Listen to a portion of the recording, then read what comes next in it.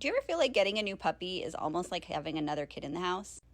We luckily have this really nice dog room, but I needed to make a space that was separate from the dogs that we already have just to make sure that the puppy stays safe.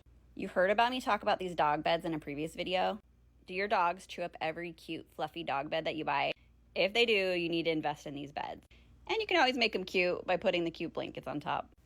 Lucky for us, we already had 2 of these beds, so I'm putting one inside the kennel and then one outside the kennel for the dogs we already have. I don't think these 2 have any clue what's about to happen.